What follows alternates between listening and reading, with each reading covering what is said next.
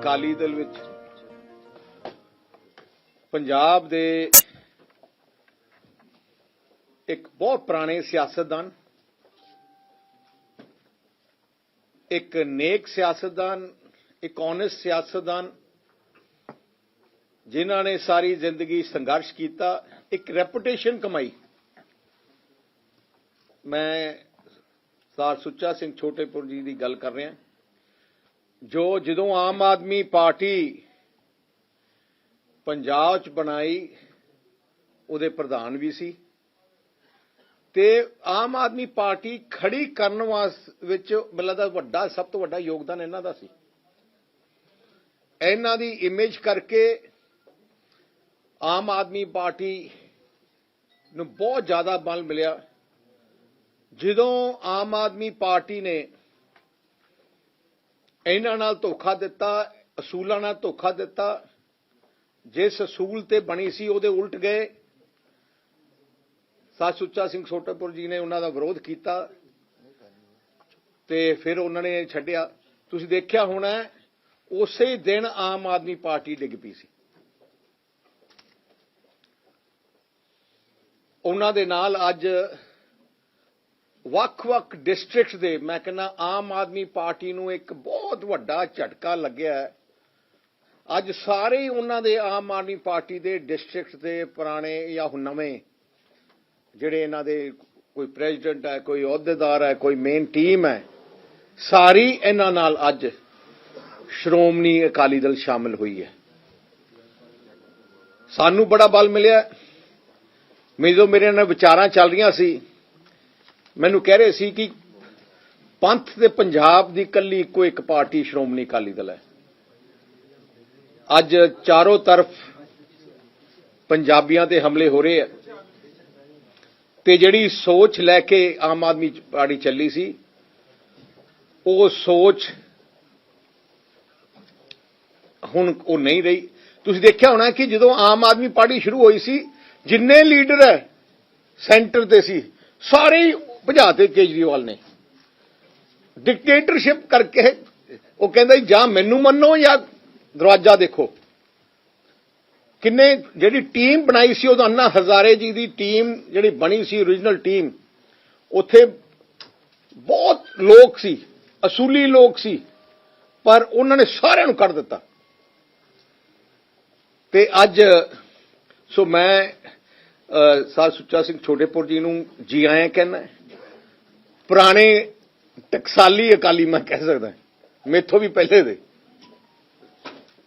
ਸੋ ਇਸ ਕਰਕੇ ਸਾਨੂੰ ਮਾਝੇ 'ਚ ਤਾਂ ਬਹੁਤ ਬਲ ਮਿਲਿਆ ਹੀ ਮਿਲਿਆ, ਪਰ ਪੂਰੇ ਪੰਜਾਬ 'ਚ ਤੁਸੀਂ ਦੇਖਿਆ ਹੋਣਾ ਪਿੱਛੇ ਸਾਰੀ ਟੀਮ ਆਮ ਆਦਮੀ ਪਾਰਟੀ ਦੀ ਦੋਨੋਂ ਸਾਈਡ ਦੇਖ ਲਓ, ਜਿੰਨੇ ਇਹਨਾਂ ਦੇ ਪ੍ਰੋਮਿਨੈਂਟ। ਇੱਕ ਤਾਂ ਮੈਂ ਇਹਨਾਂ ਨੂੰ ਮਾਨ ਦੇ ਤੌਰ ਤੇ ਇਹਨਾਂ ਨੂੰ ਮੈਂ ਸੀਨੀਅਰ ਵਾਈਸ ਪ੍ਰੈਜ਼ੀਡੈਂਟ ਆਪਣੇ ਸ਼੍ਰੋਮਣੀ ਅਕਾਲੀ ਦਲ ਦਾ ਬਣਾ ਰਿਹਾ। ਇੱਕ ਇਹਨਾਂ ਨੂੰ ਅਸੀਂ ਬਟਾਲਾ ਸੀਟ ਤੋਂ ਸਾਡੇ ਸ਼੍ਰੋਮਣੀ ਅਕਾਲੀ ਦਲ BSP ਦੇ ਉਮੀਦਵਾਰ ਹੋਣਗੇ। ਮੈਂ ਹੁਣ ਬੇਨਤੀ ਕਰਾਂਗਾ ਕਿ ਛੋਟੇਪੁਰ ਸਾਹਿਬ ਕੋਈ ਆਪਣੇ ਵਿਚਾਰ ਦੱਸਣ। ਅੱਜ ਮੈਨੂੰ ਆਪਣੇ ਪੁਰਾਣੇ ਘਰ ਵਿੱਚ ਆ ਕੇ ਬਹੁਤ ਖੁਸ਼ੀ ਹੋਈ ਹੈ। ਉਹਦਾ ਰੀਜ਼ਨ ਹੈ ਕਿ ਮੈਂ ਪਿਛਲੇ 5 ਸਾਲ ਚੁੱਪ ਕਰਕੇ ਬੈਠਾ ਰਿਹਾ। ਆਮ ਆਦਮੀ ਪਾਰਟੀ ਦੀ ਜਿਵੇਂ ਗਏ ਸੀ, ਜਿਵੇਂ ਖੜਿਆ ਕੀਤਾ ਸੀ, ਉਹ ਪ੍ਰਧਾਨ ਸਾਹਿਬ ਨੇ ਸਾਰੀਆਂ ਚੀਜ਼ਾਂ ਦਾ ਜ਼ਿਕਰ ਕੀਤਾ। ਅੱਜ ਪੰਜਾਬ ਨੂੰ ਲੋੜ ਹੈ ਪੰਥ ਨੂੰ, ਪੰਜਾਬ ਨੂੰ ਬਚਾਉਣ ਦੀ। ਪੰਜਾਬ ਤੇ ਬਹੁਤ ਬਾਹਰੀ ਹਮਲੇ ਹੋ ਰਹੇ ਨੇ। ਪੰਜਾਬ ਨੂੰ ਕਮਜ਼ੋਰ ਕਰਨ ਦੀਆਂ ਬਹੁਤ ਸਾਜ਼ਿਸ਼ਾਂ ਰਚੀਆਂ ਜਾ ਰਹੀਆਂ ਨੇ। ਰੀਜਨਲ ਪਾਰਟੀ ਹੀ,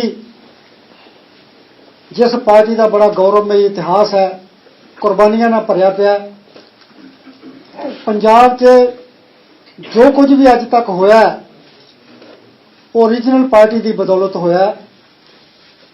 ਪੰਜਾਬ ਨਾਲ ਹਮੇਸ਼ਾ ਲੰਬੇ ਸਮੇਂ ਤੋਂ ਵਿਤਕਰਾ ਹੁੰਦਾ ਆਇਆ। ਬੋਲੀ ਦੇ ਆਧਾਰ ਤੇ ਸੂਬੇ ਬਣੇ। ਪੰਜਾਬ ਨਾਲ ਉਦੋਂ ਵੀ ਵਿਤਕਰਾ ਹੋਇਆ। ਨਾ ਪੰਜਾਬ ਦੀ ਕੈਪੀਟਲ ਹੈ, ਨਾ ਪੰਜਾਬ ਦੇ ਜਿੰਨੇ ਪੰਜਾਬੀ ਸਪੀਕਿੰਗ ਏਰੀਏ ਸੀ ਉਹ ਵੀ ਪੰਜਾਬ ਤੋਂ ਬਾਹਰ ਰੱਖੇ ਗਏ। ਆਪਣੇ ਬਜ਼ੁਰਗਾਂ ਨੇ ਸ਼੍ਰੋਮਣੀ ਅਕਾਲੀ ਦਲ ਪਾਰਟੀ ਬਣਾਈ ਸੀ, ਉਹ ਸਾਡੇ ਨਾਲੋਂ ਬਹੁਤ ਸਿਆਣੇ ਸੀ, ਬਹੁਤ ਇਮਾਨਦਾਰ ਸੀ, ਬੜੇ ਫੋਰਸਾਈਟਡ ਸਨ।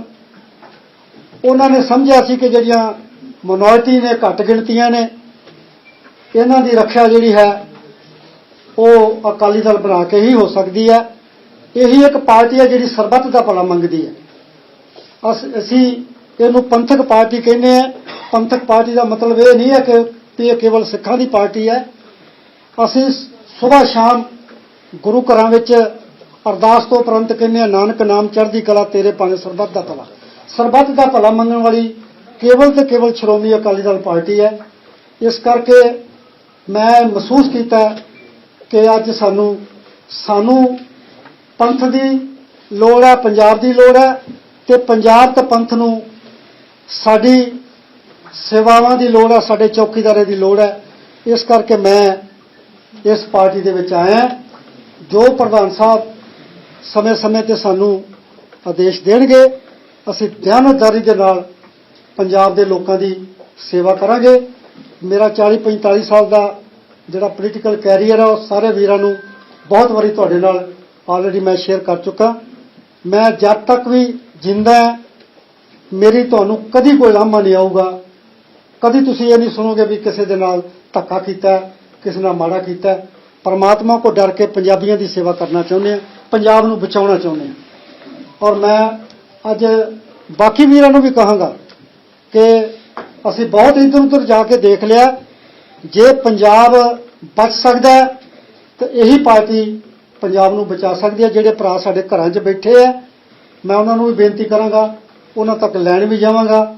ਮੈਂ ਵੱਡੇ ਬਾਦਲ ਸਾਹਿਬ ਨੂੰ ਵੀ ਬੇਨਤੀ ਕਰਾਂਗਾ ਕਿ ਉਹਨਾਂ ਦੇ ਘਰੇ ਜਾਓ। ਜਿਹੜੇ ਕੋਈ ਨਾਰਾਜ਼ ਨੇ, ਭਰਾਵਾਂ ਨਾਲ ਨਾਰਾਜ਼ ਹੋ ਜਾਂਦੇ ਆ, ਪਰ ਜਦੋਂ ਪਰਿਵਾਰ ਤੇ ਬਿਪਤਾ ਬਣਦੀ ਹੈ ਫਿਰ ਸਾਰੇ ਇਕੱਠੇ ਹੁੰਦੇ ਆ। ਅੱਜ ਪਰਿਵਾਰ ਤੇ, ਪੰਜਾਬੀ ਪਰਿਵਾਰ ਤੇ ਬਿਪਤਾ ਬਣੀ ਜੀ। ਇਸ ਕਰਕੇ ਅਸੀਂ ਸਾਰੇ ਇਸ ਪਾਸੇ ਨੂੰ ਆਏ ਆ। ਮੈਨੂੰ ਖੁਸ਼ੀ ਹੈ ਕਿ ਮੈਂ ਆਪਣੀ ਪੁਰਾਣੀ ਪਾਰਟੀ ਦੇ ਵਿੱਚ ਆਇਆ, ਜੋ ਸਾਡੇ ਬਜ਼ੁਰਗਾਂ ਨੇ ਜਿਹਦੇ ਵਿੱਚ ਬੜੀਆਂ ਕੁਰਬਾਨੀਆਂ ਕੀਤੀਆਂ। ਹੋਰ ਦੇਖੋ ਜੀ, ਕੀ ਫਿਊਚਰ ਦੇਖਦੇ ਹੋ ਆਮ ਆਦਮੀ ਪਾਰਟੀ ਦਾ ਤੁਸੀਂ? ਆਮ ਆਦਮੀ ਪਾਰਟੀ ਦਾ ਜੀ ਕਹਿਣੀ ਤੇ ਕਥਨੀ ਦਾ ਬਹੁਤ ਫਰਕ ਹੈ। ਆਮ ਆਦਮੀ ਪਾਰਟੀ ਗੱਲਾਂ ਤੇ ਇਹ ਕਰਦੀ ਸੀ ਭਈ ਇਸ ਪਾਰਟੀ ਦੇ ਵਿੱਚ ਕੋਈ ਵੱਡਾ ਨਿੱਕਾ ਨਹੀਂ ਦੇਖਿਆ ਜਾ, ਕੰਮ ਦੇਖਿਆ ਜਾਊਗਾ, ਕੰਮ ਨੂੰ ਪਹਿਲ ਦਿੱਤੀ ਜਾਊਗੀ, ਇਮਾਨਦਾਰੀ ਨੂੰ ਪਹਿਲ ਦਿੱਤੀ ਜਾਊਗੀ, ਰਾਮ ਰਾਜ ਹੋਊਗਾ, ਇੱਥੇ ਕੰਮ ਕਰਨ ਵਾਲੇ ਬੰਦੇ ਜਿਹੜੇ ਉਹਨਾਂ ਨੂੰ ਅੱਗੇ ਲਿਆਂਦਾ ਜਾਊਗਾ। ਪਰ ਮੈਂ ਜਦੋਂ ਦੇਖਿਆ ਉਹਦੇ ਵਿੱਚ ਪਾਰਟੀ ਵਾਸਤੇ ਦਿਨ ਰਾਤ ਆਪਾਂ ਮਿਹਨਤ ਕੀਤੀ। ਮੈਂ 18 ਘੰਟਿਆਂ 24 ਘੰਟਿਆਂ ਜੋ 18 ਘੰਟੇ ਸੜਕ ਤੇ ਰਹਿੰਦਾ ਸੀ। ਇੱਕ ਦਿਨ 'ਚ 10-15 ਮੀਟਿੰਗਾਂ ਕਰਦਾ ਸੀ, 100-200 ਟੈਲੀਫੋਨ ਸੁਣਦਾ ਸੀ। ਲੋਕਾਂ 'ਚ ਬੜਾ ਉਤਸ਼ਾਹ ਸੀ, ਪਰ ਲੀਡਰਸ਼ਿਪ ਤੋਂ ਲੋਕਾਂ ਨੂੰ ਬਹੁਤ ਨਿਰਾਸ਼ਾ ਹੋਈ। ਜਦੋਂ ਵਕਤ ਆਇਆ ਲੋਕਾਂ ਨੂੰ ਨਿਵਾਜਣ ਦਾ, ਜਿਨ੍ਹਾਂ ਨੇ ਆਪਣੇ ਘਰ-ਬਾਰ ਛੱਡ ਕੇ ਕੰਮ ਕੀਤੇ ਸੀ, ਉਦੋਂ ਫਿਰ ਪੈਸੇ ਲੈ ਕੇ, ਫਿਰ ਵੱਡਾ ਛੋਟਾ ਵੇਖ ਕੇ ਜਿਹੜੇ ਆਮ ਬੰਦੇ ਵਰਕਰ ਸੀਗੇ ਉਹਨਾਂ ਸਾਰਿਆਂ ਨੂੰ ਇਗਨੋਰ ਕੀਤਾ ਗਿਆ। ਤੇ ਫਿਰ ਮੇਰਾ ਉਹਨਾਂ ਤੋਂ ਉਸ ਵੇਲੇ ਮਨ ਖੱਟਾ ਹੋ ਗਿਆ ਸੀ। ਉਹ ਪੰਜਾਬ ਦੇ ਵਿੱਚ ਸਾਡਾ ਪਾਣੀ ਸਾਡੀ ਲਾਈਫ ਲਾਈਨ ਆ। ਅਸੀਂ ਜਦੋਂ ਆਪਣੇ ਉਸ ਲੀਡਰ ਨੂੰ ਕਹਿੰਦੇ ਸਾਂ ਵੀ ਪੰਜਾਬ ਦੇ ਮਸਲਿਆਂ ਤੇ ਤੁਸੀਂ ਗੱਲ ਨਾ ਕਰਿਆ ਕਰੋ, ਤੁਸੀਂ ਨੈਸ਼ਨਲ ਲੀਡਰ ਜੇ, ਇਹ ਸਾਨੂੰ ਸਟੇਟ ਵਾਲਿਆਂ ਨੂੰ ਅਸੀਂ ਬੋਲਣਾ, ਕਿਉਂਕਿ ਅਸੀਂ ਪੰਜਾਬ ਦਾ ਪਾਣੀ ਛੱਡ ਨਹੀਂ ਸਕਦੇ। ਤੁਹਾਡਾ ਇੰਟਰਸਟ ਹਰਿਆਣਾ ਵੀ ਆ, ਤੁਹਾਡਾ ਦਿੱਲੀ ਵੀ ਆ, ਤਾਂ ਤੁਸੀਂ ਇੱਥੇ ਨਾ ਬੋਲਿਆ ਕਰੋ। ਤਾਂ ਸਾਨੂੰ ਕਹਿੰਦੇ ਜੀ ਪਾਣੀ ਛੋੜੋ, ਸਿਆਸਤ ਕਰੋ। ਮੈਂ ਕਿਹਾ ਜੀ ਪਾਣੀ ਤੋਂ ਬਿਨਾਂ ਸਾਡੀ ਸਿਆਸਤ ਕਾਹਦੀ ਹੈ? ਅਸੀਂ ਕੋਈ ਅਹੁਦਿਆਂ ਵਾਸਤੇ ਲੜ ਰਹੇ ਹਾਂ? ਜੇ ਸਾਡੇ ਪੰਜਾਬ ਹੀ ਬੰਜਰ ਹੋ ਗਿਆ, ਪੰਜਾਬ ਹੀ ਰੇਗਿਸਤਾਨ ਬਣ ਗਿਆ, ਤਾਂ ਫਿਰ ਅਸੀਂ ਸਿਆਸਤ 'ਚ ਲੈਣਾ ਕੀ ਹੈ? ਤੁਹਾਡੇ ਤੇ ਇਲਜ਼ਾਮ ਉਦੋਂ ਕੇਜਰੀਵਾਲ ਨੇ ਇਹ ਲਾਇਆ ਸੀ ਕਿ ਬਾਹਰੋਂ ਜਿਹੜਾ ਪੈਸਾ ਆਇਆ ਉਹਦੇ ਵਿੱਚੋਂ ਤੁਸੀਂ ਪੈਸਾ ਖਾਇਆ। ਮੈਂ ਕਰੋ ਗੱਲ। ਆਪਾਂ ਤੁਹਾਨੂੰ ਡੇਰਾਬੱਸੀ ਜਾ ਕੇ ਹਾਂਜੀ ਵੀ ਕੀਤਾ ਜੀ ਤੁਸੀਂ ਇਹ ਸੱਚ ਦੱਸਿਆ ਸੀ ਹਾਂ ਕਿ ਜਿਹੜਾ ਪੈਸਾ ਆਇਆ ਉਹ ਮੈਂ ਇਹਨਾਂ ਦੀ ਬਿਹਤਰੀ ਵਾਸਤੇ ਹੀ ਆਪਣੇ ਕੋਲ ਰੱਖ ਕੇ ਬਾਕੀ ਜਮ੍ਹਾਂ ਕਰਾਇਆ। ਨਹੀਂ ਜਮ੍ਹਾਂ ਕਰਾਇਆ। ਉਹ ਨਹੀਂ ਜੀ, ਮੇਰੀ ਗੱਲ ਸੁਣੋ। ਮੈਂ ਤਾਂ ਕਸਮ ਖਾਨਾ ਕਿ ਮੈਂ ਬਾਹਰ ਦਾ ਪੈਸਾ ਹਾਲ ਤੱਕ ਵੇਖਿਆ ਨਹੀਂ ਵੀ ਡਾਲਰ ਪਾਉਂਡ ਹੁੰਦਾ ਕਿਹੋ ਜਿਹਾ ਵਾ। ਤੁਸੀਂ ਕਹਿੰਦੇ ਮੇਰੇ ਕੋਲ ਆਇਆ, ਮੇਰਾ ਤਾਂ ਇੱਥੇ ਅਕਾਊਂਟ ਹੀ ਕੋਈ ਨਹੀਂ ਸੀ ਪੰਜਾਬ 'ਚ। ਮੈਂ ਪਾਰਟੀ ਦਾ ਪ੍ਰਧਾਨ ਸਾਂ, ਪਰ ਪੰਜਾਬ 'ਚ ਆਮ ਆਦਮੀ ਪਾਰਟੀ ਦਾ ਕੋਈ ਅਕਾਊਂਟ ਨਹੀਂ ਸੀ। ਕਿੱਥੇ ਸੀ ਅਕਾਊਂਟ? ਸਾਰੇ ਦਿੱਲੀ ਸੀਗੇ। ਜਿੰਨਾ ਪੈਸਾ ਬਾਹਰੋਂ ਆਇਆ ਉਹ ਦਿੱਲੀ ਗਿਆ ਸਿੱਧਾ। ਮੈਂ ਤਾਂ ਬਾਹਰ ਗਿਆ ਹੀ ਨਹੀਂ। ਮੈਂ ਬਾਹਰ ਉਸ ਟਨਿਓਰ ਦੇ ਵਿੱਚ ਕਿਸੇ ਮੁਲਕ 'ਚ ਨਹੀਂ ਗਿਆ। ਨਾ ਮੇਰੇ ਕੋਲ ਪੈਸਾ ਆਇਆ ਇੱਥੇ ਜਿਹੜਾ ਫੰਡ ਰੇਜ਼ਿੰਗ ਹੋਇਆ ਸੀ ਉਹਨੇ ਉਹ ਵੀ ਲੈ ਜਾਓ। ਨਹੀਂ, ਉਹਨੇ ਇਲਜ਼ਾਮ ਇਹ ਲਾਇਆ ਸੀ ਕਿ ਜਿਹੜਾ ਬਾਹਰੋਂ ਪੈਸਾ ਆਇਆ ਉਹਦੇ ਵਿੱਚੋਂ ਸੁੱਚਾ ਸਿੰਘ ਆਇਆ ਹੀ ਨਹੀਂ, ਮੇਰੇ ਇੱਥੇ ਤਾਂ ਆਇਆ ਹੀ ਨਹੀਂ, ਪੰਜਾਬ 'ਚ ਤਾਂ ਪੈਸਾ ਹੀ ਨਹੀਂ ਆਇਆ, ਉਹ ਸਿੱਧਾ ਦਿੱਲੀ ਚਲਾ ਗਿਆ। ਡਿਮਾਂਡ ਕਰਾਂਗੇ ਕਿ ਈਡੀ ਨੂੰ ਇਹਦੀ ਇਨਵੈਸਟੀਗੇਟ ਕਰਨਾ ਬਿਲਕੁਲ ਕਰਨੀ ਚਾਹੀਦੀ ਹੈ ਜੀ, ਬਿਲਕੁਲ ਕਰਨੀ ਚਾਹੀਦੀ ਹੈ। ਮੈਂ ਤਾਂ ਪੰਜਾਬ ਦੇ ਲੋਕਾਂ ਕੋਲ ਰੁਪਈਆ ਇਕੱਠਾ ਕਰਕੇ 25-30 ਲੱਖ ਰੁਪਈਆ ਕੈਸ਼ ਦੇ ਕੇ ਆਇਆ ਸੀ ਉਹਨੂੰ, ਮੈਨੂੰ ਕੋਈ ਰਸੀਦ ਨਹੀਂ ਉਹਦੀ ਦਿੱਤੀ ਉਹਨੇ। ਨਹੀਂ ਤਾਂ ਮੈਂ ਪਾਰਟੀਆਂ 'ਚ ਜਦੋਂ ਕੰਮ ਕਰਦਾ, ਅਕਾਲੀ ਦਲ 'ਚ ਅਸੀਂ ਪੈਸੇ ਜਮ੍ਹਾਂ ਕਰਾਉਂਦੇ ਰਹੇ ਹਾਂ, 40% ਅਕਾਲੀ ਦਲ ਰੱਖਦਾ ਮੇਰਾ, 60% ਜ਼ਿਲ੍ਹਿਆਂ ਨੂੰ ਦੇ ਦਿੰਦਾ ਸੀ, ਸਰਕਲਾਂ ਨੂੰ ਦੇ ਦਿੰਦਾ ਸੀ, ਤੇ ਥੱਲੇ ਵੀ ਕੰਮ ਕਰਨਾ, ਸਿਰਾ ਉੱਪਰਲੀ ਪਾਰਟੀ ਨਹੀਂ ਚਲਾਉਣੀ, ਥੱਲੇ ਕੰਮ ਤਾਂ ਵਰਕਰਾਂ ਨੇ ਕਰਨਾ। ਇਹਨੇ ਦੀਵਾਨੀ ਕਿਸੇ ਨੂੰ ਨਹੀਂ ਦਿੱਤੀ ਪੰਜਾਬ ਦੇ ਵਿੱਚ। ਹਾਂਜੀ ਗਾਰੰਟੀਆਂ ਦੇ ਰਹੇ ਯਾਰ, ਗਰੰਟੀਆਂ ਤਾਂ ਦਿੰਦੇ ਹੁੰਦੇ ਆ ਵੀ ਇਹ ਕੱਪੜਾ ਬੜਾ ਚੰਗਾ ਸਾਲ ਬਾਅਦ ਘਟਣਾ ਹੈ, ਆ ਜੁੱਤੀ ਬੜੀ ਚੰਗੀ ਆ ਇਹ 2 ਸਾਲ ਬਾਅਦ ਟੁੱਟਣੀ ਆ। ਇਹਦੀਆਂ ਗਰੰਟੀਆਂ ਕਾਹਦੀਆਂ? ਗਰੰਟੀਆਂ ਤੋਂ ਐਮਐਲਏ ਕੋਈ ਨਹੀਂ ਰਿਹਾ, ਕਿਸੇ ਐਮਐਲਏ ਤੋਂ ਨੇ ਇਤਬਾਰ ਨਹੀਂ ਕੀਤਾ। 20 ਐਮਐਲਏ ਸੀ, ਅੱਜ 9 ਰਹਿ ਗਏ ਆ, ਕਾਹਦੀ ਗਰੰਟੀ ਦਿੰਦਾ? ਉਹ ਤਾਂ ਵੱਧ ਤੋਂ ਵੱਧ ਗੱਲਾਂ ਕਰਕੇ ਪੰਜਾਬ ਦੇ ਲੋਕਾਂ ਨੂੰ ਵਰਗਲਾਉਂਦਾ, ਆਪਣੇ ਪਿੱਛੇ ਲਾ ਕੇ ਗਮਰਾਹ ਕਰਕੇ ਵੋਟਾਂ ਲੈਣਾ ਚਾਹੁੰਦਾ। ਇਸ ਤਰ੍ਹਾਂ ਪੰਜਾਬ ਦੇ ਲੋਕ ਆਪਦੇ ਆਪ ਨੂੰ ਦੇਖਦਾ ਸੀਐਮ ਦਾ ਚਿਹਰਾ, ਕੇਵਲ ਤੇ ਕੇਵਲ ਉਹਨੂੰ ਆਪਣੇ ਤੋਂ ਗਾਂ ਦਿਸਦਾ ਹੀ ਕੱਖ ਨਹੀਂ। ਹੁਣ ਭਗਵੰਤ ਨੂੰ ਲਾਗੇ ਭਾਲ ਕੇ ਕਹਿੰਦਾ ਵੀ ਮੈਂ ਸਾਫ਼ ਚਿਹਰਾ ਲੱਭ ਰਿਹਾ, ਉਹਦੇ ਮਨ ਤੇ ਕੀ ਗੁਜ਼ਰਦੀ ਹੋਊਗੀ? ਉਹਨੂੰ ਕਿਸੇ ਵੇਖੋ ਨਾ, ਸੁਖਪਾਲ ਖਹਿਰਾ ਆਇਆ, ਉਹ ਉਹਨੂੰ ਚੰਗਾ ਨਹੀਂ ਲੱਗਦਾ, ਘੁੱਗੀ ਆਇਆ, ਉਹ ਉਹਨੂੰ ਨਹੀਂ ਚੰਗਾ ਲੱਗਦਾ, ਅਸੀਂ ਨਹੀਂ ਚੰਗਾ ਲੱਗਦੇ, ਜੋਗਿੰਦਰ ਯਾਦਵ ਨਹੀਂ ਚੰਗਾ ਲੱਗਦਾ, ਗਾਂਧੀ ਨਹੀਂ ਚੰਗਾ ਲੱਗਦਾ, ਖਾਲਸਾ ਨਹੀਂ ਚੰਗਾ ਲੱਗਦਾ, ਫਿਰ ਉਹਨੂੰ ਚੰਗਾ ਕਿਹੜਾ ਲੱਗਦਾ? ਉਹ ਤਾਂ ਚਾਹੁੰਦਾ ਵੀ ਮੈਨੂੰ ਗੂਠਾ ਮਾਰ ਬੰਦਾ ਚਾਹੀਦਾ, ਜਿਹੜਾ ਜੇ ਮੈਂ ਕਹੀ ਜਾਂ ਵੀ ਦੇਣਾ ਤਾਂ ਦੇਣਾ, ਰਾਤ ਆ ਤਾਂ ਰਾਤ ਆ। ਇਹ ਕੋਈ ਜ਼ਮੀਰ ਵਾਲਾ ਬੰਦਾ ਕਰ ਸਕਦਾ? ਮੇਰੇ ਵਰਗਾ ਬੰਦਾ ਨਾਲ।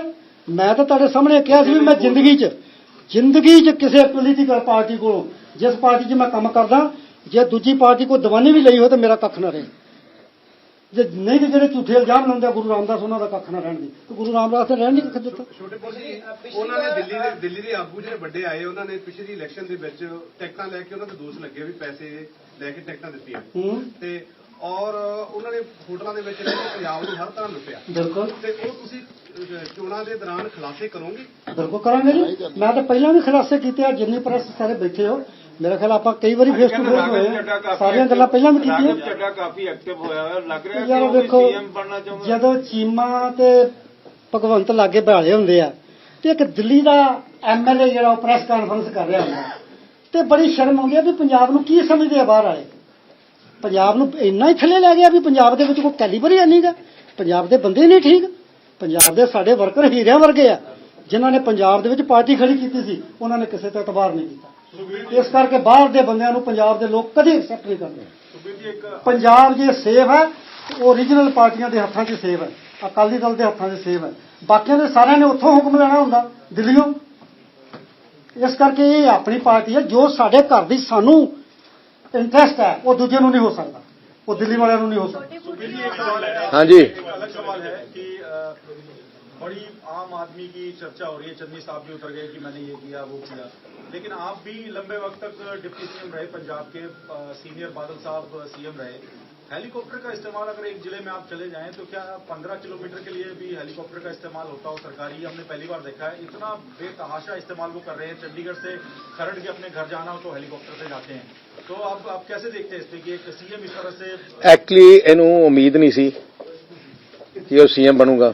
ਹੁਣ ਉਹ ਦਿਨ ਜਿਹੜੇ ਰਹਿ ਗਏ ਨਾ 25, ਉਹ ਤਾਂ ਮੈਨੂੰ ਲੱਗਦਾ ਰਾਤ ਨੂੰ ਵੀ ਕਹਿੰਦਾ ਤੇਲ ਟੈਂਕੀ ਫੁੱਲ ਕਰ ਲਾ, ਉੱਤੇ ਜਾ ਕੇ ਆਪਾਂ ਹੁਣ ਸੌਂਦੇ ਆ ਹੈਲੀਕਾਪਟਰ ਤੇ, ਸੌਂਦੇ ਆ। ਦੇਖੋ ਤੁਸੀਂ ਵਿਅਕਤੀ ਦੀ ਗਾਰੰਟੀ ਦਿੱਤੀ ਆ, ਸਟੂਡੈਂਟ ਜਿਹੜੇ ਬਾਹਰ ਪੜ੍ਹਨ ਜਾਣਗੇ, ਤੁਸੀਂ ਸਟੇਟ ਜੇ ਸਾਡੀ ਸਰਕਾਰ ਬਣ ਗਈ ਅਸੀਂ ਗਾਰੰਟੀ ਦੇਵਾਂਗੇ। ਹਾਂ, ਗਰੰਟੀ ਨਹੀਂ, ਅਸੀਂ ਸਟੂਡੈਂਟ ਕਾਰਡ ਨਾ ਸਟੂਡੈਂਟ ਕਾਰਡ ਉਹਨੂੰ ਜਿਹੜਾ ਲੋਨ ਜਿਹੜਾ ਮਿਲੇਗਾ ਉਹਦਾ ਬਕਾਇਦਾ ਤੌਰ ਤੇ ਸਰਕਾਰ ਗਾਰੰਟੀ ਦੇਏਗੀ। ਤੇ ਉਹਨਾਂ ਨੇ 2 ਕਦਮ ਤੁਹਾਡੇ ਤੋਂ ਅੱਗੇ ਆ, ਕੇਜਰੀਵਾਲ ਨੇ ਐਲਾਨ ਕੀਤਾ ਵੀ ਸਰਕਾਰ ਖਰਚਾ ਚੱਲੂਗੀ। ਕੀ ਇਹ ਪੰਜਾਬ ਤੇ ਬੋਝ ਨਹੀਂ ਹੈਗਾ? ਨਹੀਂ, ਅਸੀਂ ਕੀ ਕੀਤਾ, ਤੁਸੀਂ ਦੇਖਿਆ ਹੋਣਾ ਕਿ ਜੋ ਮੈਂ ਕਿਹਾ ਬੜੇ ਸੋਚ ਸਮਝ ਕੇ, ਬੜੀ ਪਲੈਨਿੰਗ ਨਾਲ, ਜੋ ਪ੍ਰੈਕਟੀਕਲ ਹੈ। ਅਸੀਂ ਕਿਹਾ ਕਿ ਅਸੀਂ 500 ਕਰੋੜ ਜਾਂ 1000 ਕਰੋੜ ਦੀ ਲਿਮਿਟ ਲਵਾਂਗੇ ਬੈਂਕ ਤੋਂ। ਉਹ ਲਿਮਿਟ ਤੇ ਅਸੀਂ ਜਿਹੜੇ ਸਟੂਡੈਂਟ ਪੜ੍ਹਨਾ ਚਾਹੁਣ ਉਹਨਾਂ ਦਾ ਸਟੂਡੈਂਟ ਕਾਰਡ ਬਣਾਵਾਂਗੇ। ਉਸ ਲਿਮਿਟ ਦੀ ਗਾਰੰਟੀ ਸਾਡੀ ਤੇ ਵਿਆਜ ਅਸੀਂ ਭਰਾਂਗੇ, ਇੱਕ ਕਾਰਪਸ ਕ੍ਰੀਏਟ ਕਰਕੇ। ਤੇ ਉਹਦੇ ਨਾਲ ਕੀ ਹੋਊਗਾ, ਜਦੋਂ ਨੌਕਰੀ ਉਹਨੂੰ ਮਿਲ ਜੂਗੀ ਬੜੀ, ਉਹਦੇ ਬਾਅਦ 15 ਸਾਲ 'ਚ ਉਹ ਲਾ ਦੇਣਗੇ। ਅਸੀਂ ਬੜੇ ਪ੍ਰੈਕਟੀਕਲ ਸੋਲੂਸ਼ਨ ਆਉਂਦਾ ਹੈ, ਕਹਿੰਦਾ ਜੀ ਮੈਂ ਹਰ ਔਰਤ ਨੂੰ मैं 1000 रुपया दूंगा, ओसवाल की घरवाली भी मिलूगा, ओसवाल की बेटी भी मिलूगा, हीरो होंडा के मालक नूं मिलूगा, सोनालिका की घरवाली मिलूगा, सारिਆਂ ਨੂੰ मिलूगा। ਤੁਸੀਂ क्या प्रैक्टिकल गल है? नहीं होते 2500 के है, किते 2500 किते कुछ करिया। हुण प्रैक्टिकली गल की है? ਅਸੀਂ क्या आटा दाल के कार्ड ਜਿਹੜੇ गरीब है, मेरे साडे च बड़ा प्रैक्टिकली फर्क है। ਅਸੀਂ इन्ना मंगू, ਅਸੀਂ ਤਾਂ रहना ਇੱਥੇ है, ਇਹਨੇ ਤਾਂ दुकान, मैं ਤੈਨੂੰ ਅੱਜ गारंटी दिना है, ਇਹਨੇ अपनी दुकान आम आदमी पार्टी ਦੀ ਬੰਦ ਕਰਕੇ इस इलैक्शन तो बाद चले जाना, क्योंकि ਇਹ दूजी बार फेल नहीं होना ਹੁੰਦਾ। ਇਹਨੇ ਇੱਥੇ ਦਾ ਦਾਅ ਲੱਗਣਾ ਨਹੀਂ। ਤੇ ਮੈਂ ਤੁਹਾਨੂੰ ਅੱਜ ਦੱਸਦਾ, ਇਹਨਾਂ ਦੇ 10 ਸੀਟਾਂ ਵੀ ਨਹੀਂ ਆਉਂਦੀਆਂ, 6-5। मैं ਰਾਹ 'ਚ ਗੱਲ ਕਰ ਰਿਹਾ ਸੀ, मैं कहा 5-6 ਉਹ ਵੀ मैं ਹਲੇ ਕਹਿੰਦੇ ਸ਼ਾਇਦ ਆ ਜਾਣ। ਜੈ ਜੀ ਹਾਲਾਤ ਇਹਨਾਂ ਦੀ ਹੈ, ਕਿਉਂਕਿ ਅੱਜ ਆਮ ਆਦਮੀ ਪਾਰਟੀ ਕੱਲੇ ਝੂਠ ਤੇ ਪਲੰਦੇ ਤੇ ਹੈ। ਉਹਨੂੰ ਕੋਈ ਕਹਿੰਦਾ ਕੁਛ ਮਰਜ਼ੀ ਕਰ ਲਓ, ਮੈਂ ਝੂਠ ਬੋਲੀ ਜਾਣਾ। थोड़े पीछे पीछे क्यों आम आदमी पार्टी नगर निशान चंडीगढ़ नगर निगम के चुनाव है, आपका बीएसपी के साथ अलायंस है पंजाब में, क्या यहाँ पर भी आप? हाँ है, अलायंस है, मैंने जॉइंटली हम इलेक्शन लड़ रहे हैं चंडीगढ़ में। हाँ जी। और क्या इसे पंजाब के चुनाव से पहले सेमीफाइनल के तौर पर नहीं, मैं क्योंकि ये हम ये पहली बार, हम आपने बोला पहले भी हम एक सीट लड़ते होते थे, सो हम we are entering first time in a big way. BJP sir बहुत बड़े बड़े अमित शाह वहां पर आएंगे, जेपी नड्डा साहब आ रहे हैं, स्टार प्रचारक यहाँ पे उतार बहुत बढ़िया बात है यार, रौनक लगेगी यहाँ। ਸੁਖਬੀਰ ਜੀ ਲਗਾਤਾਰ ਹੀ ਜਿਹੜੀ ਆਮ ਆਦਮੀ ਪਾਰਟੀ, ਜਿਵੇਂ ਤੁਸੀਂ ਮੈਨੀਫੈਸਟੋ ਦੇ ਵਿੱਚ ਗੱਲਾਂ ਲੈ ਕੇ ਆ ਰਹੇ ਹੋ, ਮੰਦਰ ਜਾ ਰਹੇ ਹੋ, ਪਿੱਛੇ ਪਿੱਛੇ ਥੋੜੇ ਵੀ ਚੱਲ ਰਹੇ ਨੇ। ਉਹ ਹੁਣ ਦੱਸਾਂ ਕੀ ਹੈ, ਉਹ ਨਕਲ ਮਾਰਨ ਦਾ ਬੜਾ ਤੁਸੀਂ ਉਹਨਾਂ ਦਾ ਮੈਨੀਫੈਸਟੋ ਦੇਖ ਲਓ, ਜੋ ਮੈਂ ਕਹਿ ਰਿਹਾ ਉਹਨੂੰ ਦੂਜੀ ਸ਼ੇਪ ਦੇ ਕੇ ਕਰ ਰਿਹਾ, ਕੋਈ ਸੋਚਿਆ ਤਾਂ ਹੈ ਨਹੀਂ, ਦਿੱਲੀ 'ਚ ਲਾਗੂ ਨਹੀਂ ਕਰਦੇ। ਅੱਛਾ, ਮੈਂ ਆਮ ਆਦਮੀ ਨੂੰ ਕਹਿਣਾ ਚਾਹਣਾ ਹੈ, ਮੈਂ ਪੰਜਾਬ ਦੀ ਜਨਤਾ ਨੂੰ ਬੇਨਤੀ ਕਰਨਾ ਚਾਹਣਾ ਹੈ, ਜਿਹੜਾ ਗਰੰਟੀ ਆਪ ਕੇਜਰੀਵਾਲ ਦੇ ਉਹ ਤਾਂ ਦੇ ਪਹਿਲੇ ਦਿੱਲੀ 'ਚ ਲਾਗੂ ਕਰਕੇ ਆਏ, ਜਿੱਥੋਂ ਦਾ ਮੁੱਖ ਮੰਤਰੀ ਹੈ। ਜੇ ਦਿੱਲੀ 'ਚ ਲਾਗੂ ਨਹੀਂ ਕਰਦਾ ਇਹਦਾ ਮਤਲਬ ਗਰੰਟੀ ਨਹੀਂ ਹੈ। ਸੋ ਇਸ ਕਰਕੇ ਜੇ ਪੰਜਾਬ ਨੂੰ ਕੁਝ ਦੇਣਾ ਹੈ, ਗਰੰਟੀ ਕਰਨੀ ਹੈ, ਤੇ ਦਿੱਲੀ ਜਾ ਕਰੀਏ। ਸੁਖਬੀਰ ਜੀ, ਜਿਵੇਂ ਸੁਰਜੀਤ ਸਾਹਿਬ ਨੇ ਕਿਹਾ ਵੀ ਜਦੋਂ ਭੀੜ ਪੈਂਦੀ ਆ ਉਦੋਂ ਆਪਣਿਆਂ ਨੂੰ ਸਾਰੇ ਆਪਾਂ ਇਕੱਠੇ ਕਰ ਲੈਣਾ ਚਾਹੀਦਾ। ਇਹਨਾਂ ਨੇ ਕਿਹਾ ਜਿਹੜੇ ਰੁੱਸ ਕੇ ਗਏ ਆ ਅਸੀਂ ਉਹਨਾਂ ਨੂੰ ਮਨਾਉਣ ਲਈ ਤੁਹਾਨੂੰ ਅਪੀਲ ਕਰਨਗੇ। ਕੀ ਪਹਿਲਾਂ ਤੁਸੀਂ ਕਿਹਦੇ ਕੋਲ ਜਾਓਗੇ ਜਿਹੜੇ ਤੁਹਾਡੇ? ਮੈਂ ਤਾਂ ਜੀ ਲਗਾਤਾਰ, ਮੈਂ ਤਾਂ ਹੱਥ ਜੋੜ ਕੇ ਸਾਰਿਆਂ ਨੂੰ ਅਪੀਲ ਕਰਦਾ, ਦੇਖੋ ਤੁਹਾਡੀ ਆਪਣੀ ਪੰਜਾਬ ਦੀ ਪੰਥੀ ਪਾਰਟੀ ਸ਼੍ਰੋਮਣੀ ਅਕਾਲੀ ਦਲ ਹੈ, ਸਾਰੀਆਂ ਦੂਜੀਆਂ ਬਾਹਰ ਦੀਆਂ, ਦੂਜੀਆਂ ਕਿਸੇ ਦਾ ਇੰਟਰਸਟ ਪੰਜਾਬ 'ਚ ਨਹੀਂ। ਜਦੋਂ ਮੌਕਾ ਆਇਆ ਸੈਂਟਰ ਤੇ ਪੰਜਾਬ ਵਿੱਚ ਕੋਈ ਕਿਸੇ ਚੀਜ਼ ਗੱਲ ਭਿੜੀ, ਉਹਨਾਂ ਨੇ ਦਿੱਲੀ ਦੀ ਗੱਲ ਕਰਨੀ ਹੈ, ਉਹ ਪਾਰਟੀਆਂ ਨੇ। ਤੁਹਾਡੇ ਸਾਹਮਣੇ ਕਿਸਾਨ ਅੰਦੋਲਨ ਹੈ, ਬੀਜੇਪੀ ਦੇ ਪੰਜਾਬ ਦੇ ਲੀਡਰ ਦੀ ਹਿੰਮਤ ਨਹੀਂ ਹੋਈ ਕਿ ਸੈਂਟਰ ਨੂੰ ਕਹਿਣਾ ਕਿ ਆਪਣੇ ਕਾਗਜ਼ ਵਾਪਸ, ਕਾਨੂੰਨ ਵਾਪਸ ਕਰ ਲੈਣ। ਜਦੋਂ ਉਹਨਾਂ ਦਾ ਮੂਡ ਬਣਿਆ ਉਦੋਂ ਫੈਸਲਾ ਹੋਇਆ। ਉਵੇਂ ਕਾਂਗਰਸ ਹੈ, ਉਵੇਂ ਆਮ ਆਦਮੀ ਪਾਰਟੀ ਹੈ। ਸੋ ਇਸ ਕਰਕੇ ਤੁਹਾਡੀ ਆਪਣੀ ਪਾਰਟੀ ਸ਼੍ਰੋਮਣੀ ਅਕਾਲੀ ਦਲ ਹੈ, ਕੱਲੀ ਸਾਰਿਆਂ ਚੋਂ, ਜੋ ਤੁਹਾਡੇ ਵਾਸਤੇ ਮਰਨ ਵਾਸਤੇ ਜਾਂ ਇਤਿਹਾਸ ਗਵਾਇਆ, ਸਾਰੀਆਂ ਕੁਰਬਾਨੀਆਂ ਦਿੱਤੀਆਂ ਤੇ ਦਿੰਦੀ ਰਹੂਗੀ। ਅਸੀਂ ਜਿਉਣਾ ਮਰਨਾ ਇੱਥੇ, ਰਹਿਣਾ ਇੱਥੇ ਹੈ। नेताओं मंत्रियों के बेटों को, दामादों को नौकरी दी है, घर घर रोजगार का कोई मतलब आप देखते हैं? मैं हैरान है, ਤੁਸੀਂ हैरान रह जाओ कि ਇਹਨੇ ਨੌਕਰੀਆਂ ਕਿਹਨੂੰ ਦਿੱਤੀਆਂ। ਰਵਨੀਤ ਬਿੱਟੂ ਦੇ ਭਰਾ ਨੂੰ ਡੀਐਸਪੀ, ਗੁਰਪ੍ਰੀਤ ਕਾਂਗੜ ਦੇ ਜਵਾਈ ਨੂੰ ਈਟੀਓ, ਰਾਕੇਸ਼ ਪਾਂਡੇ ਦੇ ਮੁੰਡੇ ਨੂੰ ਨਾਇਬ ਤਹਿਸੀਲਦਾਰ, ਸੁੱਖੀ ਰੰਧਾਵੇ ਦੇ ਜਵਾਈ ਨੂੰ additional advocate general, Madan Singh Jalalpur ਦੇ ਸਨ-ਇਨ-ਲਾ ਨੂੰ ਔਰ ਸਨ ਬੱਚੇ ਨੂੰ ਆਪਣਾ ਡਾਇਰੈਕਟਰ ਐਮਸੇ ਪੀਪੀ ਜਿਹੜਾ ਪੀਐਸਪੀਸੀਐਲ, ਰਜ਼ੀਆ ਸੁਲਤਾਨਾ ਦੀ ਡਾਟਰ-ਇਨ-ਲਾ ਨੂੰ ਵਕਫ ਬੋਰਡ, ਆ ਜਿਹੜਾ ਅਮਰੀਕ ਸਿੰਘ ਢਿੱਲੋਂ ਦੇ ਉਹਦੇ ਬੇਟੇ ਨੂੰ, ਨਵਜੋਤ ਸਿੰਘ ਸਿੱਧੂ ਦੀ, ਕਰਨ ਸਿੱਧੂ ਤੇ, ਮੈਂ ਕਹਿੰਦਾ ਫਤਿਹ ਜੰਗ ਦੇ ਬੇਟੇ ਨੂੰ ਡੀਐਸਪੀ, ਕੋਈ ਛੱਡੇ ਨਹੀਂ ਇੱਕ। ਤੁਸੀਂ ਅੱਜ ਪੰਜਾਬ ਦੇ ਮੁਲਾਜ਼ਮ ਡਾਂਗਾ ਖਾ ਰਹੇ ਆ, ਉਹਨਾਂ ਨਾਲ ਧੱਕਾ ਹੋ ਰਿਹਾ ਹੈ। ਮੈਂ ਪੰਜਾਬ ਦੇ ਮੁਲਾਜ਼ਮ ਭੈਣਾਂ ਭਰਾਵਾਂ ਨੂੰ ਬੇਨਤੀ ਕਰਨਾ ਚਾਹਣਾ, ਇਹਨਾਂ ਦੇ ਰਹਿ ਗਏ 20 ਦਿਨ, ਇਹਨਾਂ ਨੇ ਕੁਝ ਨਹੀਂ ਕਰਨਾ। ਇਹਨਾਂ ਤੋਂ ਡਾਂਗਾ ਖਾਣ ਦੀ ਬਜਾਏ ਆਪਾਂ ਆਪਣਾ ਘਰੇ ਚੱਲੀਏ। ਸ਼੍ਰੋਮਣੀ ਅਕਾਲੀ ਦਲ ਨੇ ਲਗਾਤਾਰ ਮੁਲਾਜ਼ਮ ਦੀ ਬਾਂਹ ਫੜੀ ਹੈ। ਜਿੰਨੇ ਵੀ ਪੇ ਕਮਿਸ਼ਨ, ਜਿੰਨੀਆਂ ਵੀ ਸਹੂਲਤਾਂ ਉਦੋਂ ਹੀ ਆਈਆਂ ਮੁਲਾਜ਼ਮ ਜਥੇਬੰਦੀਆਂ ਨੂੰ, ਭਾਈਚਾਰੇ ਨੂੰ, ਜਦੋਂ ਸ਼੍ਰੋਮਣੀ ਅਕਾਲੀ ਦਲ ਸਰਕਾਰ ਸੀ, ਬਾਦਲ ਸਾਹਿਬ ਦੇ ਮੁੱਖ ਮੰਤਰੀ ਸੀ। ਇਸ ਕਰਕੇ ਇਹਨਾਂ ਨੇ ਕੁਝ ਨਹੀਂ ਪੂਰਾ ਕਰਨਾ। ਅਸੀਂ ਜੋ ਮੁਲਾਜ਼ਮ ਜਥੇਬੰਦੀਆਂ ਦੀ ਮੰਗ ਹੈ, ਜੋ ਪੇ ਕਮਿਸ਼ਨ ਦੀ ਰਿਕਮੈਂਡੇਸ਼ਨ ਹੈ, ਹੋਰ ਕੋਈ ਤੁਹਾਨੂੰ ਚਾਹੀਦੀ ਹੈ, ਸਰਕਾਰ ਆਉਣ ਤੇ ਅਸੀਂ ਸਾਰੀ ਪੂਰੀ ਕਰਾਂਗੇ। ਜਿਵੇਂ ਅਸੀਂ ਪਿਛਲੇ 25-30 ਸਾਲਾਂ ਤੋਂ ਪੂਰੇ ਕਰਦੇ ਰਹੇ। एक बड़ा सीधा सवाल है इस समय जो है ना, सबसे ज्यादा रेत माफिया, मतलब एक तरफ आम आदमी पार्टी वाली जाती है, उसके बाद अगले दिन चन्नी साहब पहुंच जाते हैं और रेत के ऊपर सबसे ज्यादा बहस चल रही है। और चन्नी मैं ਕਰਨ ਗਿਆ, ਮੈਂ ਤੁਹਾਨੂੰ ਪਹਿਲੇ ਦਿਨ ਕਿਹਾ ਸੀ ਸਭ ਤੋਂ ਵੱਡਾ ਰੇਤ ਮਾਫੀਆ ਚੰਨੀ ਆਪ ਹੈ। ਰੋਪੜ ਡਿਸਟ੍ਰਿਕਟ ਦਾ ਸਾਰਾ ਕੰਟਰੋਲ ਪਿਛਲੇ 5 ਸਾਲ ਦਾ ਆਪ ਹੈ। ਜਦੋਂ ਆਮ ਆਦਮੀ ਪਾਰਟੀ ਨੇ ਰੇਡ ਮਾਰੀ, ਠੇਕੇਦਾਰ ਉੱਥੇ ਭੱਜ ਗਏ ਤੇ ਠੇਕੇਦਾਰ ਨੇ ਕਿਹਾ ਚੰਨੀ ਨੂੰ ਅਸੀਂ ਪੈਸਾ ਨਹੀਂ ਦੇਵਾਂਗੇ, ਤੇ ਉਹ ਉਹਨੂੰ ਹੌਸਲਾ ਦੇਣ ਵਾਸਤੇ ਅਗਲੇ ਦਿਨ ਗਿਆ ਦੱਸਣ ਵਾਸਤੇ ਕਿ ਨਹੀਂ ਪੰਜਾਬ ਸਰਕਾਰ ਤੁਹਾਡੇ ਨਾਲ ਕੱਢ ਲੋ ਰੇਤਾ। ਆ ਇਸ ਵਾਸਤੇ ਪੈਸੇ ਵਾਸਤੇ ਉਹ ਗਿਆ ਦੇਣ ਵਾਸਤੇ। ਜਿਹੜਾ ਡੀਸਿਲਟਿੰਗ ਦੀ ਪਰਮਿਸ਼ਨ ਦਿਖਾਓ, ਕਹਿੰਦਾ ਡੀਸਿਲਟਿੰਗ ਹੈ। ਤੁਸੀਂ ਉਹਨਾਂ এনवायरमेंट ਕਲੀਅਰੈਂਸ ਦਿਖਾਓ ਕਿੱਥੇ ਹੈ? ਇੱਕ ਜਗ੍ਹਾ ਦੀ এনवायरमेंट ਕਲੀਅਰੈਂਸ ਨਹੀਂ ਹੈ। ਇਸ ਕਰਕੇ ਚੰਨੀ ਮੈਂ ਅੱਛਾ ਦੋ ਗੱਲ ਤੁਸੀਂ ਨੋਟ ਕਰ ਲਓ, ਚੈੱਕ ਕਰ ਲਓ। ਇੱਕ ਤਾਂ ਰੇਤ ਮਾਫੀਆ, ਇੱਕ ਸਭ ਤੋਂ ਵੱਡਾ ਇਲੀਗਲ ਕਲੋਨਾਈਜ਼ਰ ਖਰੜ ਤੋਂ ਲੈ ਕੇ ਮੋਹਾਲੀ ਤੱਕ ਚੰਨੀ ਆਪ ਹੈ, ਬਿਗੇਸਟ ਇਲੀਗਲ ਕਲੋਨਾਈਜ਼ਰ। ਇਹਦਾ ਜਿਹੜਾ ਬੇਟੇ ਤੋਂ ਲੈ ਕੇ ਇਹਦੇ ਭਰਾ ਹੈ, ਸਾਰਿਆਂ ਨੇ ਸੇਵਾ ਕੇਂਦਰ ਖੋਲ ਲਏ ਪੈਸੇ ਦੇ। ਕੋਈ ਮਰਜ਼ੀ ਲਿਆਓ, ਪੈਸਾ ਦਿਓ ਤੇ ਨਾਲ ਦੇ ਨਾਲ ਕੰਮ ਕਰਾਓ। ਇਹਨਾਂ ਨੇ ਉੱਥੇ ਆਪਣੀ ਦੁਕਾਨਾਂ ਖੋਲੀ ਪਈਆਂ। ਇਹ ਤੋਂ ਜ਼ਿਆਦਾ ਕਰਪਟ ਕੋਈ ਚੀਫ ਮਿਨਿਸਟਰ ਨੇ ਦਾ 5 ਸਾਲ ਦੀ ਕਮੀ ਜੋ ਕੈਪਟਨ ਸਾਹਿਬ ਨੇ 5 ਸਾਲ ਕੀਤਾ 2 ਮਹੀਨੇ ਚ ਪੂਰੀ ਕਰਨਾ ਚਾਹੁੰਦਾ ਹੈ। ਕਹਾਵਤ ਚੱਲ ਰਹੀ ਹੈ ਵਿਕਰਮ ਸਿੰਘ ਮਜੀਠੀਆ ਨੂੰ ਅੰਦਰ ਕਰਨ ਨੂੰ ਲੈ ਕੇ ਸਰਕਾਰ ਨੇ ਪਲੈਨਿੰਗ ਪੂਰੀ ਕਰ ਲਈ ਹੈ ਤੇ ਇਹਨਾਂ ਦੀ ਆਪਸ ਵਿੱਚ ਸੈਟਿੰਗ ਵੀ ਹੋ ਗਈ ਕਿ ਜ਼ਿਆਦਾਤਰ ਅੰਦਰ ਨਹੀਂ, ਪਰ ਮੈਂ ਤੁਹਾਨੂੰ ਦੱਸਾਂ ਉਹ ਮੀਟਿੰਗ ਜਿਹੜੀ ਫਾਰਮ ਹਾਊਸ 'ਚ ਹੋਈ ਸੀ ਉਹ ਕੇਜਰੀਵਾਲ ਨੂੰ ਅੰਦਰ ਕਰਨ ਵਾਸਤੇ ਹੋਈ ਸੀ। ਯਾਰ ਦਿਮਾਗ ਮੈਨੂੰ ਤਾਂ ਮੈਨੂੰ ਲੱਗਦਾ ਦੋਨੋਂ ਹੀ ਮੈਂਟਲ ਘਬਰਾਏ ਬੈਠੇ ਆ, ਪੈਰਾਂ ਥੱਲੋਂ ਜ਼ਮੀਨ ਖਿਸਕੀ ਹੈ। ਦੋਨੋਂ ਪਾਰਟੀਆਂ ਸ਼੍ਰੋਮਣੀ ਅਕਾਲੀ ਦਲ ਤੋਂ ਡਰ ਰਹੀਆਂ। ਉਹਨਾਂ ਨੇ ਦੇਖਿਆ ਕਿ ਮੈਂ 2 ਮਹੀਨੇ ਦਾ ਲੱਗਿਆ ਪੰਜਾਬ 'ਚ ਵੱਡੇ ਵੱਡੇ ਇਕੱਠ ਹੋ ਰਹੇ ਹੈ, ਜਨਤਾ ਦੀ ਮੂਵਮੈਂਟ ਸ਼ੁਰੂ ਹੋ ਗਈ ਹੈ। ਆਹ ਹਲੇ ਆਪਣੇ ਘਰ ਦੀ ਲੜਾਈ ਨਹੀਂ ਮੁਕਾ ਸਕੇ ਤੇ ਆਪਣੇ ਆਪ 'ਚ ਲੜੀ ਜਾਂਦੇ ਆ। ਹੁਣ ਇਹਨਾਂ ਇਹ ਜੇ ਬੇਹੂਦਾ ਗੱਲਾਂ ਕਰਦੇ ਆ ਜਿਹਨੂੰ ਕੋਈ ਮੈਂ ਜਵਾਬ ਦੇਣ ਦਾ ਮੈਂ ਸਮਝਿਆ ਕੋਈ मतलब ही नहीं। लेकिन आम आदमी पार्टी के नेता जो कह रहे हैं कि सुखबीर बादल जो है वो चरणजीत सिंह चन्नी से उनकी मुलाकात हुई है, फ्रेंडली मैच जो है वो श्रोमणी अकाली दल और कांग्रेस के लिए। ਪਹਿਲੇ ਬਾਦਲ ਪਰਿਵਾਰ ਦਾ ਕਿਹਦਾ ਨਾਂ ਸੀ ਫਰੈਂਡ ਕੈਪਟਨ ਨਾ ਸੀ, ਹੁਣ ਚੰਨੀ ਨਾ ਸੀ, ਕੇਜਰੀਵਾਲ ਦਾ ਵੀ ਹੈਗਾ ਕਿ ਨਹੀਂ? ਕਾਂਗਰਸ ਵਾਲੇ ਕਹਿਣਗੇ ਹੁਣ ਸਾਰਾ ਕੁਝ ਹੀ ਬਾਦਲ ਪਰਿਵਾਰ ਤੇ ਕਿਉਂ ਹੁੰਦਾ ਹੈ? ਕਿਉਂਕਿ ਡਰਦੇ ਹੀ ਇੱਥੋਂ ਹੈ।